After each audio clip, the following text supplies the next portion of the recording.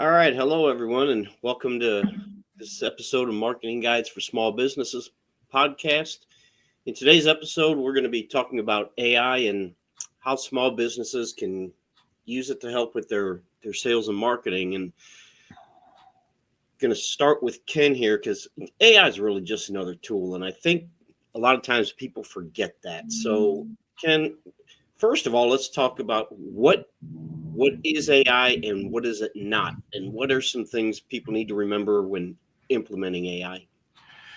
Yeah. So, I mean, AI is really just a super smart computer that has been trained to learn and think like a human. So, it's fed massive amounts of data, but it's a copy of old information. And that's what's important for people to realize is that, it can only be trained based on the data and sets that are provided to it. Data by default is old once it's created. It's no longer, I mean, it may or may not be in date, up to date. So, from that perspective, AI is always going to have some limitations. And so, if the nature of your business is such that you need to have very up to date recent data, then AI is going to have some limitations potentially for you. It's not to say that it doesn't have a massive value, because it does, but if you're in a world where, like in the world of marketing, um, you know, we know that there are several things that are just good best practices that have been true. Let's just take SEO for example. Over the last 15 or 20 years. We also know that there are some really bad practices that were in SEO, and so those have probably been pretty well defined. And so AI is going to be able to, give you good guidance potentially on a topic like that, because it doesn't change very rapidly. Now, the algorithms that deliver the search results, those change all the time, and there are tweaks, and there are probably things that happen on major shifts. Somewhat major shifts maybe happen on a quarterly basis, but not like on a day to day or even moment by moment basis, like, in the world of healthcare, for example, where there may be just changes happening at a very rapid pace. So AI for marketing purposes is really, I mean, there's a lot of ways that you can use it, ranging from, figuring out who your ideal customers are, what they like, writing ad copy, developing draft messages to send either an email or text, and automate boring tasks, or tasks that maybe they're not boring, but maybe they're not really value add. I mean, if it's a redundant task, and you can train AI to do it, then there's usually a productivity gain there. Um, a caveat I do want to point out is that you should not share sensitive information with ChatGPT. You shouldn't put anything in there that because it may use that to train its models. And so if you're putting proprietary information into ChatGPT, it's not private. It could be used by them. So you have to be very careful. There are measures that you can take to protect that, but most small businesses aren't even thinking about anything like that. Um, I really see AI as a tool, not a replacement. For example, for us, we're seeing it as a way to get customers to book faster, because it can have conversations either through voice mechanisms or through chat feature type mechanisms. Um, in the world of SEO, we see it helping us identify problem issues faster, maybe giving us a good, decent set of recommendations, but they're not the final recommendations that should be implemented just without scrutiny and review of a human expert. So, I constantly hear from people, why am I paying you guys to do this when I can plug in a topic in Chat GPT, and it'll generate a blog post for me in a matter of seconds? And it's like, great. That has no unique value. It has no differentiation. I mean, you can train it to become a better producer of that content still requires human review because it's not going to be 100% accurate all the time. And certainly, for most small businesses, they're not. I mean, part of the reason we write blog posts and we're huge fans of blogging and written content in general is because you can bake in search engine optimization if you know what you're doing as you're writing that content. You write it for search engines, but you always also write it for humans. And if you just take what AI spits out, it doesn't sound like a human always. I mean, firstly, secondly, thirdly, when it introduces that kind of language, that's not how most normal people talk. So it's not just set it and forget it, which is another thing that I think a lot of people think.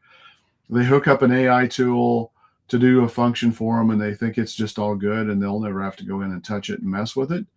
That happens with chatbots and voice agents and search engine optimization. I mean, whatever you're using AI for, it's going to give you bad information from time to time. You can't just set it and forget it. And unfortunately, Ian, I'm sure you come across this as well. We run across competitors all the time that are talking about all this stuff being set it and forget it. And they're trying to get business at a lower price because they don't know what the hell they're doing and they don't know what they're talking about. But it's pretty easy to seduce people with the technology, and it's pretty easy to run a demo to show them a cool result from AI. So my recommendation to our listeners is don't fall for that. It's not that simple. If it was, you wouldn't have a job. None of us would. So just be aware of that. The quality of the data that you input into the prompts matters tremendously. You can get a lot of great results, but look, they call it Chat GPT for a reason. It's a conversation. You're having a dialogue. If you just put in a single prompt and take what it spits out, and you don't have that conversation to refine it, tweak it, modify it, you're gonna get vanilla, bland results. That's certainly not going to help you from a search ranking perspective, and it's not going to differentiate you at all, and it may not even be accurate. So be careful with that. For me, I stress, and this is a very gray area, and I'm not an attorney and I'm not providing legal advice, but I still think there are a lot of ethical and legal considerations around the use of AI. I think you need to be very careful with it. You can put in prompts to, write a response that sounds like John Jansch or Donald Miller from StoryBrand, and it'll do a pretty good job of using language that makes it sound like it's something that they've written. A lot of people might take that and make it sound like, it's something that he said, or they'll use it and claim it as their own. And really, there are a lot of gray areas around this, but I just think the best thing to do is be respectful of other people's contributions. Use it as we have for a very long time, where you reference the sources, you don't steal them. And so that's just my caveat there. And really just the last point is, again, it is not 100% accurate. It's not even close. You may get 100% accurate results occasionally when you plug in a prompt, even a simple prompt, but I think you're really playing with fire if you're expecting AI to generate 100% accurate results and never scrutinize the output. Yeah, and just something that added, AI is far from 100% accurate. And if AI has been around for a while, it's not exactly new, but the way it is being used and implemented recently is new. And when building out some AI chatbots, it can just completely go off the rails. I mean, bad. It'll just come you can ask it something and it'll come back with something that is completely irrelevant. And so it's being AI has been around for a long time, but it's being implemented in a way that it has not been implemented before. And I think everyone needs to be aware of that. Ian, do you have anything to add to that? I think you're muted, Ian. You are muted. You're probably telling the best joke ever, but we can't hear it. I even gave you a compliment, Ken. Oh, wow. Sorry, my dogs were barking, so I muted myself. So, yeah, I was just saying I agree with everything you said, Ken, which is unusual. But yeah, one thing I was going to mention this in my segment, but I think it fits better in this one, that people are so excited about AI because it offers this reward of free or cheap content creation that has traditionally been very expensive, right? And free and cheap, almost a democratization of expertise, so to speak. And as you've explained, it's a tool. It's not really there. You actually need an expert to handle the tool well. But one of the things I've seen, which I think is such a gap in people's mindset related to AI, is that if you're not currently doing something in your business, meaning you are working at a higher level because you're the owner or managing it, or business development, and all of a sudden you have at your disposal something that can help you do something that you weren't doing before, the chances are good, meaning like content creation, the chances are good that you shouldn't be doing that now either, even with the help of AI, right? You're actually making yourself work more and harder, which is a horrible plan. So I've actually seen businesses go down this path where, we had a small client at one point, they were like, I think we're going to do all our own blog posts and all our own SEO and everything because AI is going to help us do this.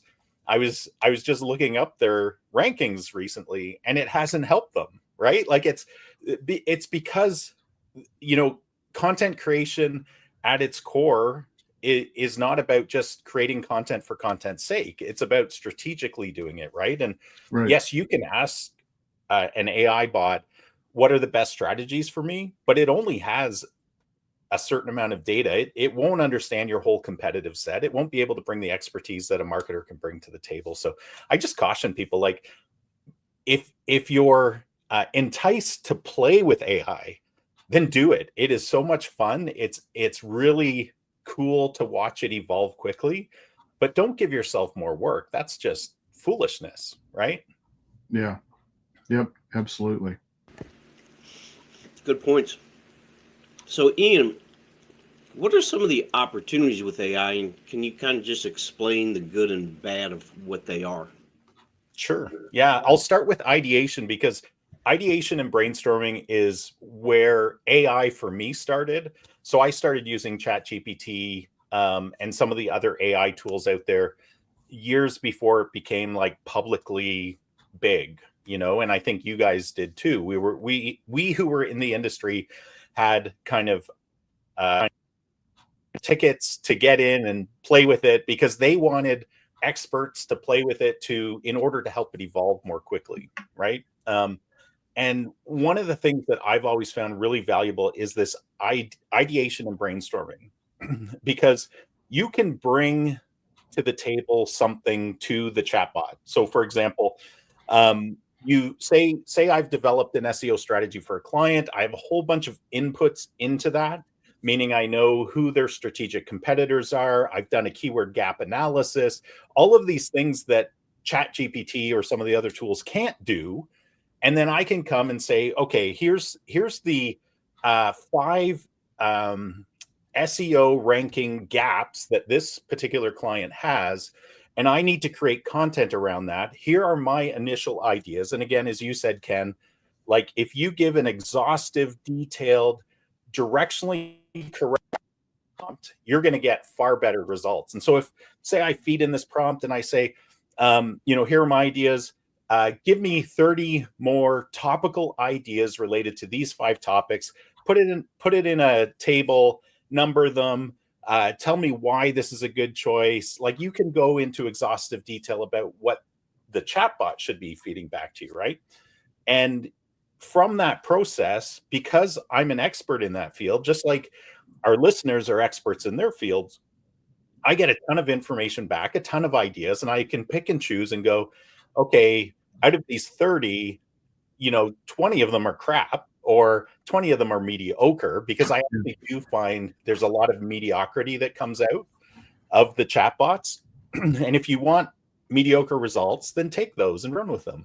But if you want good results, pick and choose the ones that are really good. Yeah. Ian, if I could kind of just jump in there real quick on the whole ideation. Yeah. So I'm board president of the Modern American Dance Company, and we had to rewrite our strategic plan. And so I developed, probably 3 long paragraph prompt to put into Chat GPT to give me a structure of a strategic plan.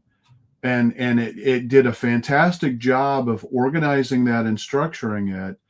And then what the end result was, we were able to take that to our planning meeting, where we had been kind of circling around this topic for a while, struggling to kind of get movement on it. And, we're able to use this document and finalize the strategic plan within an hour and a half meeting, because it did give us a good structure. It gave us key topics to talk about so that we could finalize the language. But the key thing is, humans had to come together to finalize this thing.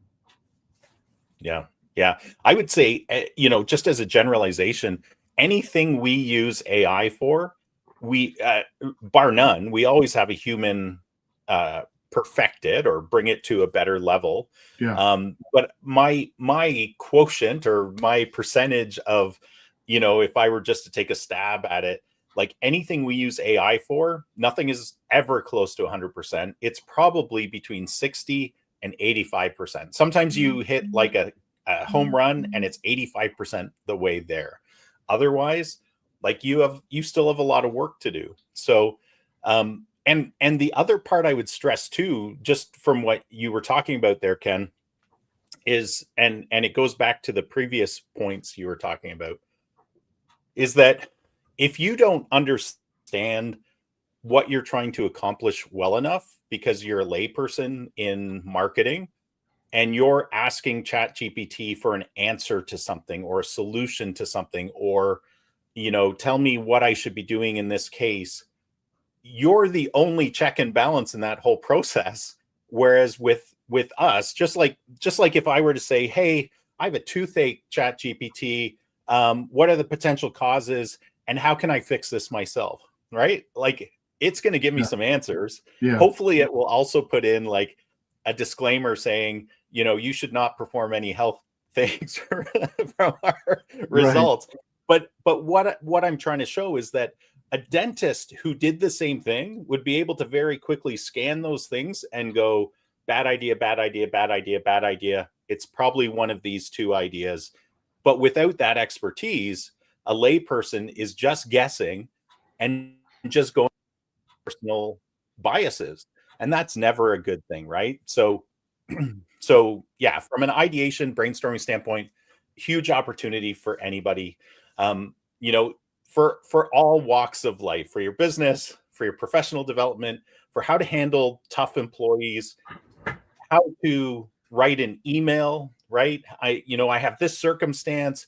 I have a client that wants to leave, give me 3 different options for an email, but be sure to give it lots of context, and you'll get some good ideas out of that process. Yeah. SEO. We are all very deep in SEO as marketing guides, and I would just say we've kind of covered off some scenarios already related to SEO. I would say that kind of stuff doesn't really get me excited anymore. Like the content creation through Chat GPT and some of the other stuff, it's not there yet. It doesn't have enough context. But what really gets me excited is AI built into the tools, the expert tools that we use. So, for example, we all use tools to help us do analysis of existing search engine results for our clients and our competitors, right? Because we want to determine how best can I take my client who's here today and my competitors who are against them, because you never exist in a vacuum, and how can I very quickly move them up in rankings. And so these tools give me the data I need as an expert to make those decisions. And we've all been using these tools for 15, 20 years. The tools have evolved, they've gotten better. Now they've put AI in these tools, which provides us as experts an extreme amount of intelligence, meaning it can help us far quicker get to the end result that we're after, because it helps fill in some of the data gaps. AI is extremely good at taking large amounts of data and coming up with consolidations of, like, here's this big bundle all of this data into 3 buckets and tell me, what the results are. It can do that very, very well, far faster than humans can. But we need to take that and we need to then implement it. Some of the SEO tools we use, which are not cheap, right? We pay a lot of money for them, can also help us do some of the implementation, which is fairly new, still, highly untested. But I think it makes us pretty excited because it gives us some efficiencies. Yeah. Which I want to point out, there are efficiencies, but I don't know about you, Ian. I assume you're the same way. We get to things faster because of the AI. We find problems faster because of the AI diagnostics. We may implement some solutions a little bit faster because some of the recommendations that it provides, and while they're not perfect, it eliminates the analysis paralysis, or just that complete fresh restart that you have to work on. So because it gives you a starting point, we're actually using it to go beyond what we've been able to do before within within the pricing and the scope of our agreements, because we have those efficiencies. And so a lot of people are like, well, why am I paying you all this money now? Because AI can, and it's like, because it gives us the ability actually to supercharge what we've been doing in the past from what we've been able to do in the past. Yeah. 100% agree. And I would say go ahead. Well, I was just going to say, I mean, at the end of the day, in the case of SEO, you're paying to rank. I mean, whatever strategy, whoever is doing the SEO work that you're paying, the whole purpose of that is that you're trying to rank and outrank your competitors. That doesn't, the level of effort that's required these days to do that is greater than it's ever been. So it's like, it's crazy to think that AI always should equal cost reduction. Right. Well, and it's kind of a misnomer too, that any business should only be compensated for the amount of time they spend doing something. Like that's not true in almost any industry, that the people with the greater expertise get paid more because they can solve the problem better, faster, less downtime. Yeah. You know what? Paul asked me to talk about kind of the good and the bad. I would just say the bad part of this is that because of the proliferation and the sexiness, for lack of a better term, of AI right now, like, so many people have gotten lured into this and spend enormous amounts of effort, time, energy, whether it's the top level owner or whether it's the receptionist or secretary or whoever, because I've seen it kind of play out in multiple scenarios. First of all, is it getting the result they want? Usually the answer is no. And has it distracted them from their primary roles? And the answer is yes. And neither of those things are good. And then the third one I mentioned earlier was just like what it's doing, because AI has proliferated so fast and people are so excited about it and the potential, like, hey, I don't need to pay a marketing expert anymore. I can do it myself. My secretary can do it for me. Is that there's this swamp of mediocrity, swamp of mediocre content that has just, like, it's growing, it's rising. And so there's an opportunity there that exists for the businesses.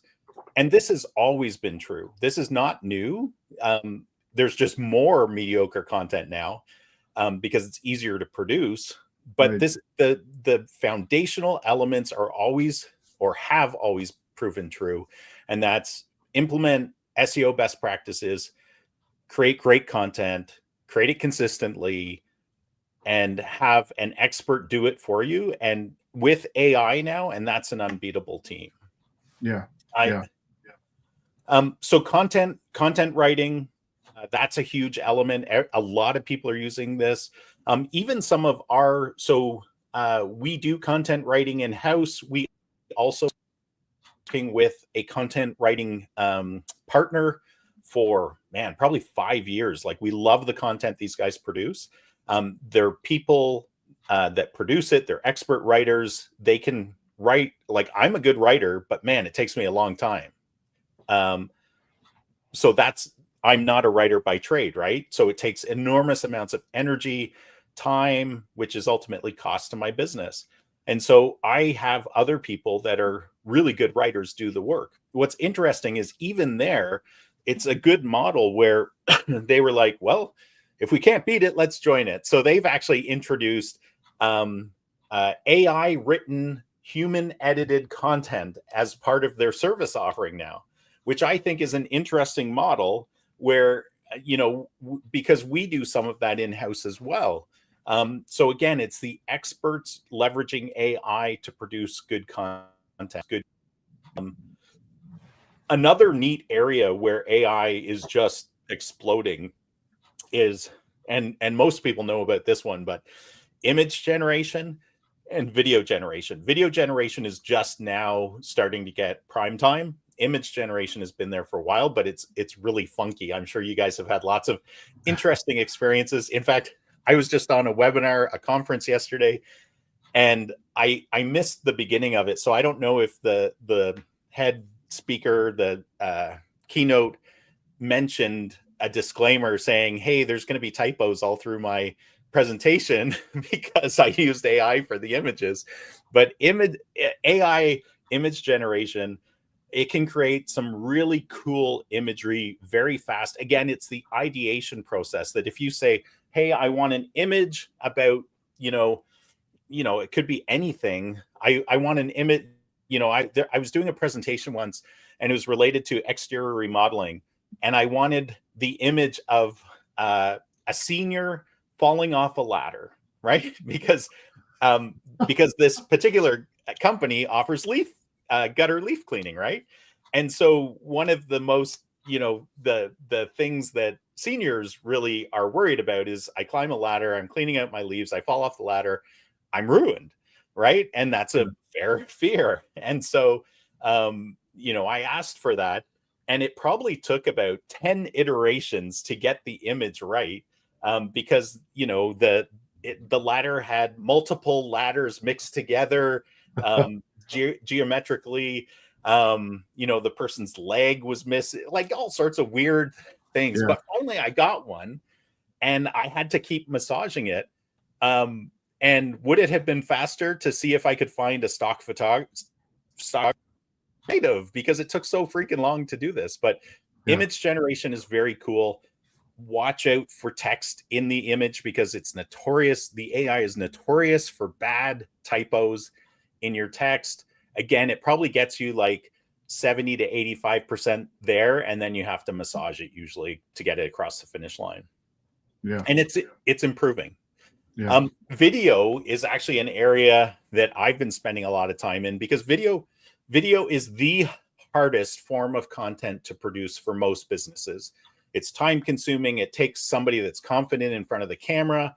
If you're just doing like B-roll stitching and stuff like that, it takes a lot of work, right? The editing is onerous from a marketing standpoint, like a marketing team standpoint. So it's tough to get good video. And one of the things that I'm really excited about is just some of the advances that they've made, where you can now, with some of the tools out there, again, it's a tool that's custom designed to get the result you want, but and it's made for marketers and agencies. But I can they just launched a little while ago where I can upload a PDF. So I have a CPA as a client. We've done multiple lead magnets for them. And one of them is how to optimize for profitability, right? Using accounting stuff. That's my technical term for it. There we go. I'm a marketer, not an accountant. Right. So we were able to upload that PDF, give it instructions and say, hey, this is the type of video we want. This is the length of the video we want. This is the call to action at the end. We wanted to give an overview of the video. We were able to choose an avatar of somebody that was very appealing, who's a real actor. And we were able to choose a voice and a language. And it chugged away for a while. It took some time. It gave us a script. It gave us a rough video. We were able to edit the script. We were able to massage the video. We were able to put like a bumper in at the end, which was, logo call to action. At the front, we were able to put a logo call to action or logo intro. And it was a finished product faster than we've ever been able to produce a video. Client loved it. You can now take your own videos, like we do podcasts all the time. I do webinars all the time. And you can take that and you can create your own custom avatar now. Kind of freaky. I haven't done it. Makes me squeamish. But it's pretty cool stuff. Again, we're spending time on it because we see the value of it, that we can help our clients and we can upsell this as a service. Yeah. For the average business, you're going to spend enormous amounts of time learning the tool, knowing what you should actually do a video on that's going to have impact in your marketplace, producing it, editing it, publishing it. So again, makes more sense to have the experts do it than that. So that's kind of the good thing. Creating video content is getting faster. You can do talking avatars that are good, like they're not glitchy. They're not, I don't know if you remember Max Headroom from the 80s, but yeah. But the bad news is that the chance for fakes, right? Fake video, hugely gone up. Intonation. So this is both for video and audio.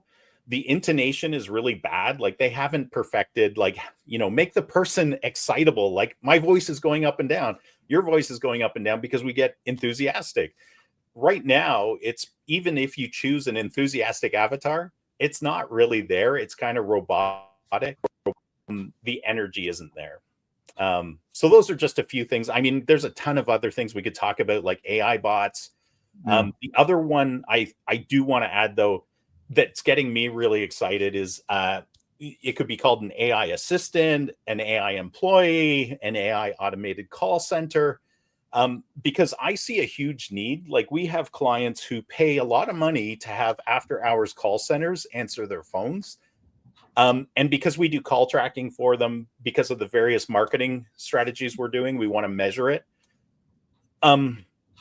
Like the quality of call centers today, especially the cheap ones, are absolute disasters.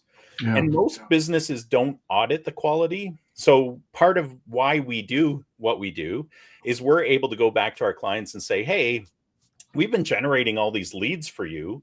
They've been resulting in after hours call. Those leads aren't converting because your call center is disastrous. When people ask, are you accepting new patients or are you accepting new clients? They're like, oh, I don't really know, but I'll have them call you back. Like, yeah, what kind of stupid is that, right? Like, yeah. So you can train an AI chatbot or automated call center basically to accept the call, to answer questions. And this is live, it's instantaneous, it's responsive. Yeah. You can populate it and train it with answers to common questions. And you can have it guide people through the process of booking an appointment. Like it is very cool. It will save you money, but more important to that, it will help you not lose leads anymore. Right. Yeah, absolutely. Yeah.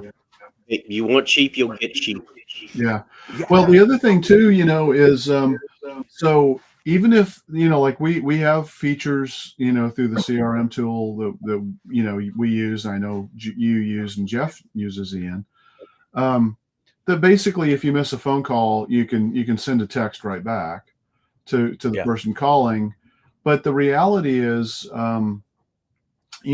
most people are no longer leaving voicemail messages if they get into your voicemail. And so the importance of having a live agent answering your phone is probably never been higher. Now, the number of phone calls, I mean, some people are perfectly comfortable communicating with the chatbot and getting what they need that way. But other people are going to want to do that by phone. And so not only is it, the cost savings, like you said, is tremendous, the quality of the responses is going to be dramatically better. This thing can be educated and trained, and it sticks, as opposed to, call center staff. They change. They're not the same people from one shift to the next. So they're not going to give you that consistency over time, in regard to answering questions about your business. So between the fact that people aren't leaving voice messages anymore, the fact that the call centers aren't always the best solution in terms of answering correctly for your business. We've seen it as well. It's like, oh, well, I'll have to take your information and have them call you back on Monday. And it's like it's emergency plumbing service kind of issue. It's Right. like, that's not good. And so, and then, really just being able to go in there and consistently add and update information as it changes relative to your business, and not have to spend massive amounts of time training people, variety of people. These things are huge. And, people are like, we've got a couple of customers we've talked to, and they're like, yeah, I don't think my customers are going to want to talk to AI. And it's like, well, they've been talking to an automated phone system for years, which is just a recording with a tree structure, a logical tree structure. They don't freak out about that, and if you really are concerned about that, if you feel like you have a group of people who are very cautious about talking to AI, the AI can identify itself. Hey, you've reached the AI agent for such and such business. How can I help you? If you would prefer to talk to a live human, press 1. And they'll be back tomorrow when they wake up. Yeah. So there's the AI phone systems and AI voice agents are incredibly powerful. And I think it's the hottest topic going right now, from a marketing perspective. It's a game changer. Yeah. You know what gets me so excited about it too, Ken, is as a marketing agency, not many, but some of our clients have asked us to what's the right word? Like bookend the framing of their ad campaigns to only business hours, because they're like, I don't want to be paying for ads that are going to my voicemail or to my Right. crappy call center. Right. This to me is a game changer Absolutely. because it's not a call center that doesn't know the answers and is constantly changing. It's not a voicemail that can't do anything. Right. This is really, and imagine somebody that could answer the live questions people have within your constraints that you provide. Right. You don't want to be giving away like medical advice or anything like that as a dental clinic, but you can tell it not to do that, right? Right. Exactly. And you could say, are there any open appointments on this day between this and this, right? And can I book that? And the chat bot or the AI agent could actually do that for you. So not only have they taken a cold contact, turned them into a warm contact because they could answer the questions they had, but they could book an appointment live. Right. That's, to me, astounding because it's so new. Like, give us a year and it'll be old, but it's so cool.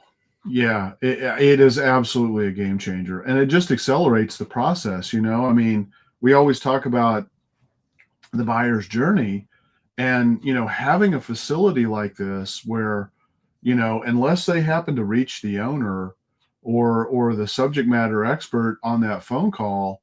And I would venture to say that those experts probably don't get to the booking any faster than the AI agent. And how many missed phone calls, are those experts,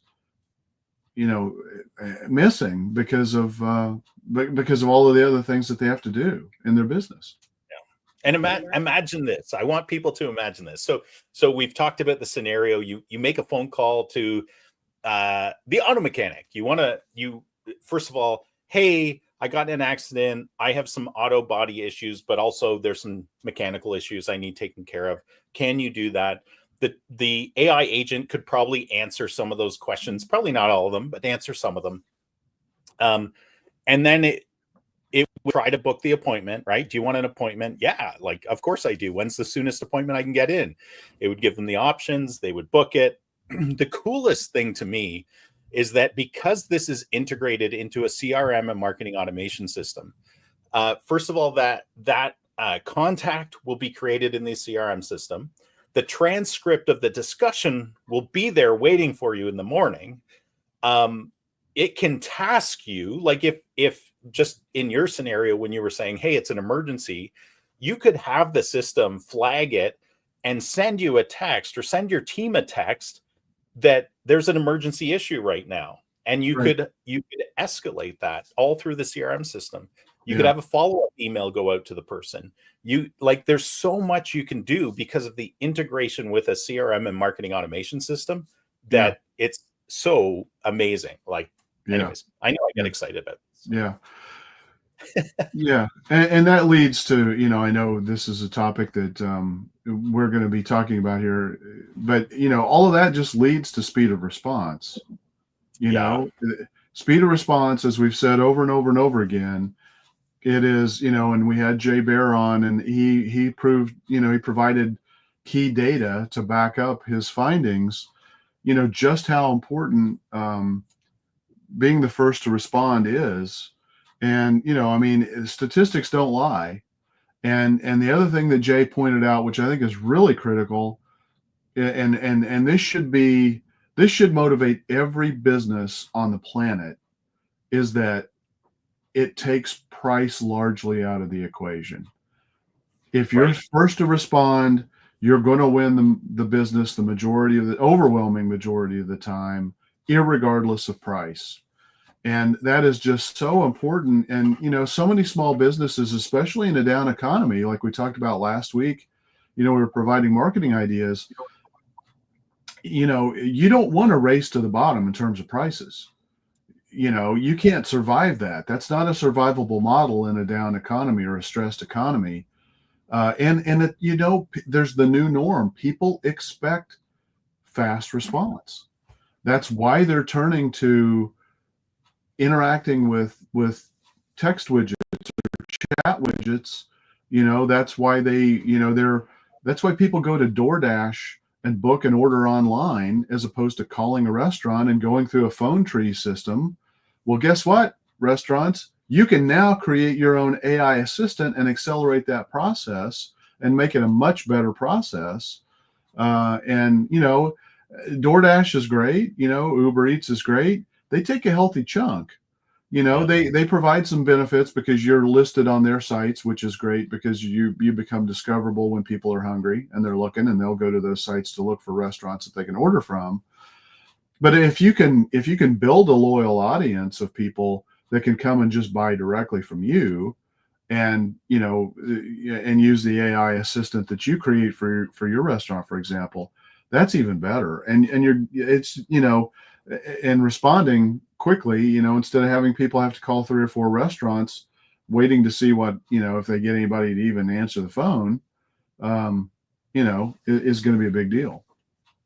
Yeah, so cool. And people, we as business owners, we all need to understand that as generations become more adapted to AI being part of society, meaning AI chatbots, these AI agents, like the tools, like Like, I have no doubt that the younger generation right now would actually perceive this as an added value, because a lot of them don't want to, talk to a live person, but they're happy to talk to a robot, right? Because it's Right. funky, it's cool, Right. it's I don't high want to talk tech. to a live person. Yeah. You know what? Even the call transcript records show that people are actually having a little bit of fun with the AI. Right. They'll ask it a question just to see what response they get, and people are enjoying it. So right now, it's not only a massive efficiency of driving speed to lead to speed, whatever, getting the your leads, lead yep. faster. It's saving you money, but it's also creating a novelty effect where people are actually enjoying using these. Yeah. Your example, I had never thought of your example of a restaurant, because I don't think the technology is there yet. Seen it yet for like a complex order of food yet, but I'm sure it's only months away, right? Like, it just makes sense. But man, like I think of some of my favorite restaurants in the area where the server, like, it's a small restaurant, it's, there's probably a cook or two, maybe two servers, one server, two servers, right? Like, Right. they're answering the phone for takeout orders as well. Like, Yeah. something, and they're stretched to the max, they're rushed on the phone, I just think there's huge opportunity there as the technology develops further. Pretty cool. Yeah, absolutely. A few things I'd add, because people think that AI is a magic bullet that can solve all their problems, and Right. it's not. And a lot of times AI is implemented incorrectly. And use a live example. Facebook. I love Facebook because I hate them and they screw everything up. I'm a member of a Facebook group, and someone asked a question related to a CRM, and I think Ken knows where I'm going with this, that about how they did something, and someone responded saying, when you look at your steps in the workflow, there's an icon with a little person in there, and if you click on that, it'll open a Facebook banned him from posting because he used the term little person. And you would think that a company like Rather Facebook, than an avatar or something like that. yeah, you would think Facebook would be able to look at the context in which he was using that. Yeah. Apparently they can't.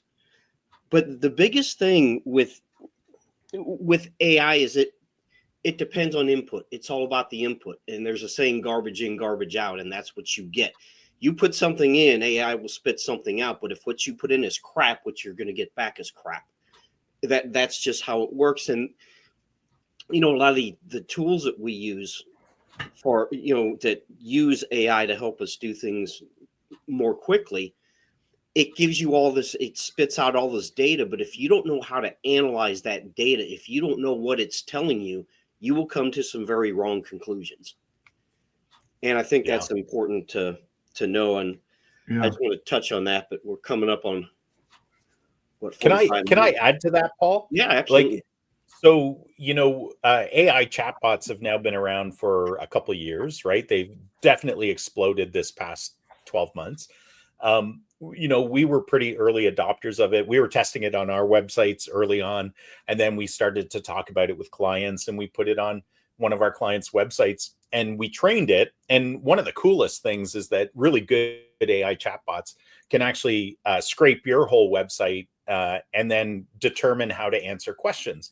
One of the unforeseen circumstances of that is sometimes you do, blog posts, long tail blog posts on a specific topic that your business actually isn't an expert in. You're talking about it at a high level about something specifically, but you might be sharing some information that isn't really relevant to the service you provide. It's hard to think what I'm talking about, except all I would say is, when we were training that chatbot, some of the answers it was giving us were like, where the heck is it pulling this out of? Because it doesn't make any sense. And then we were able to determine, it scraped this competitive analysis blog post that was actually talking about competitors of this client in this particular area. And it was actually promoting those people as the chatbot. And we're like, that's dumb. Like, why would we possibly promote competitor. It's because that data existed in an old blog post that existed on their website. Yeah. So yeah, you got to be super careful about training your bot. Yeah, Yeah. it can go off the rails fast. Yeah, it's all about the source of truth. You need to specify what that source of truth is, because if you let it just run wild, it's going to find incorrect data. I mean, yeah, another thought I had, Ian, is in that same scenario. If you're a home remodeling contractor and your focus is really just external siding, Yeah. you might write a blog post about the top 10 home improvement projects to increase the value of your home. And maybe one of those is related to a service that you provide, but you want to provide the context, because as people are thinking about it, you want to kind of when you write content, sometimes you need to be writing it to a pool of people that have an interest larger than the narrow set of solutions you have, so that you capture them and maybe draw them in, right? And so, you may only provide one or two of those services of the 10 that are listed. And so if you had that blog post on your website, it may tell people you do all of those other 8. That's a perfect example, Ken. So yeah. And it's a reminder, like this whole part of this discussion is a reminder that just like you have to monitor your real staff, you have to monitor what your AI is doing in order to improve it, right? You wouldn't hire a junior person and then not monitor how they're doing their job. You have to, right? Especially if they're customer facing, you would be coaching them on like, hey, you talked about it this way. We actually don't do that. We need to talk about it this way. And yeah. Another interesting thing, we talked about this a while back when we were talking about Google reviews and reviews in general and review responses.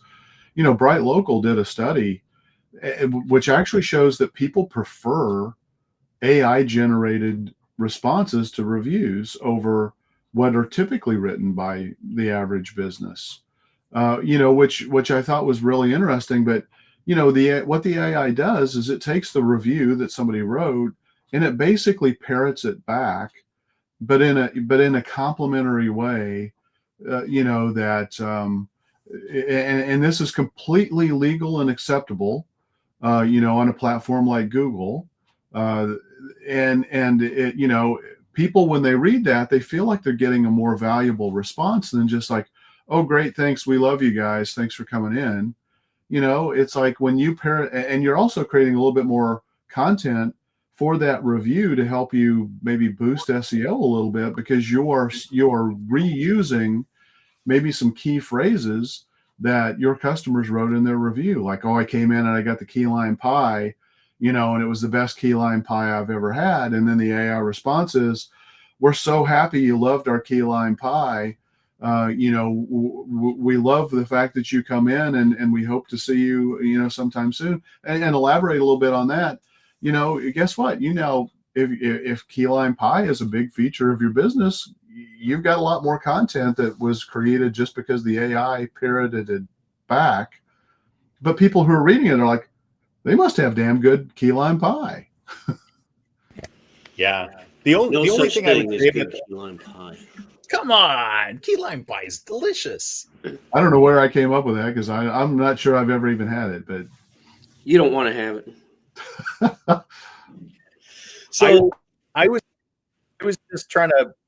Well, I guess it's okay. The one thing because I too looked at that. I think we all did look at that survey, Ken. And the one thing I would say is that it was a pretty small study. Like, it wasn't massively large, and it was very early on. Like, it was the beginning of the year when AI, we're pretty early in the AI realm. So I always caution the use of data when it's a small study. But also because I also find like AI is highly repetitive. Like, if you had AI answer all of your reviews by itself, they would all practically be the same, which looks really dumb. But, so you have to have, again, it goes back to the previous comment about you have to have people monitor this stuff and improve it. Yeah.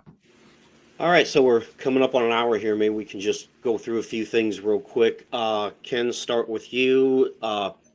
Is there What are some other ways small businesses can use AI? Well, I think with either the chatbot or the like an AI voice response assistant, frequently asked questions, answering questions about the scope of the area that you serve, like the geographies that you go to, the types of services that you offer. Do you take insurance? Or not? Like if you're a dentist or a chiropractor or whatever. Those are all fantastic things that you can train the AI to answer. And as we talked about before, it's going to do a better job. I mean, you have to monitor it, you have to train it, you're going to have to tweak it, but it's going to do a better job than 90% of the call center results that I've seen, honestly. Yeah. Ian, any thoughts?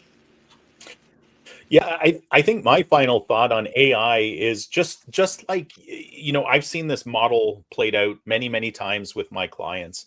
When I've worked with a client for a while and I become their trusted marketing partner and advisor, they come to me when a new shiny object or a particular need comes across their desk, and they're like, hey, all the solutions out there because you're keeping your ear to the ground, you're trying things all the time. What can we do to solve this problem, or what can we do to introduce a new technology? I think that's where instead of a business owner going out and chasing the shiny objects and trying to determine which one's the right solution, like what's the right CRM system, what's the right AI chatbot, like talk to your marketing expert, your advisor in your world, especially if you have a marketing agency that you're working with and partnering with. Reach out to them, ask them like, hey, I was listening to this podcast, I heard some things that sounded really cool.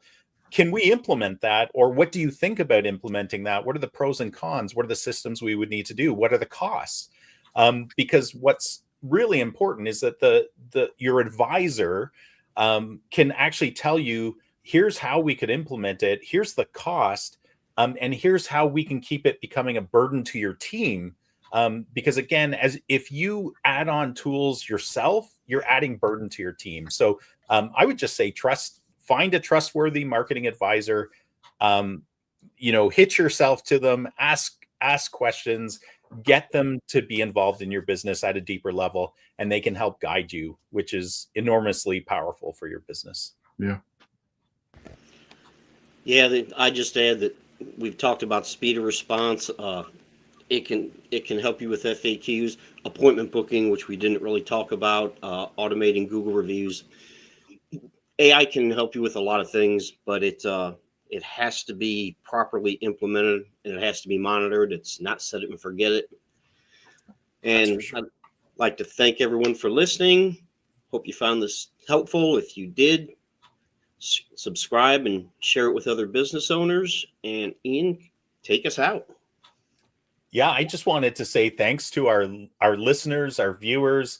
I was just pulling a report today, and we've had over 32,000 downloads of our podcast over the last 3 years. So, or actually, that's only 2 years. So I didn't even pull a full report. So you guys are awesome. We greatly appreciate you letting us add value to your business and speaking into your world. If you have a particular challenge or question, reach out to us. We would love to do a podcast on that. And until next week, folks, keep calm and mark it on.